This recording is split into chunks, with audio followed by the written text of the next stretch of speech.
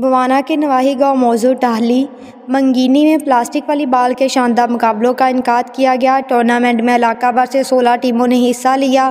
Tournament کا final match Sajid شاہ club ٹاہلی، رنگشاہ club اور Tipu club کلکوکا کے مابین کھیلا گیا۔ فائنل مقابلے دیکھنے کے لیے اہل علاقہ کی کثیر تعداد امڈ آئی۔ دونوں ٹیموں کے کھلاڑیوں کی طرف سے بھرپور کھیل پیش کیا گیا۔ فائنل میچ میں علاقے کی سیاسی سماجی شخصیات امیدوار چیئرمین چودھری فضل عباس چدر، امیدوار برائے چیئرمین چودھری قمر آفتاب چدر، امیدوار برائے چیئرمین نواب خالد جاوید تھیم، ایگزیکٹو ممبر محمدی پریس کلب بوانا ناصر علی کارب نے شرکت کی۔ اس موقع پر چودھری فضل عباس چدر کا کہنا تھا کہ پلاسٹک والی بال ہمارا علاقائی کھیل ہے جس کے فروغ کے لیے ٹورنامنٹ کروایا جاتا ہے۔ ان کا کہنا تھا کہ حکومت کو چاہیے اس کھیل کی سرپرستی کی جائے، گراؤنڈ فراہم کیے جائیں تاکہ نوجوان نسل منشیات اور جرائم پیشہ سرگرمیوں سے دور رہ کر کھیلوں کے میدان کا رخ کرے۔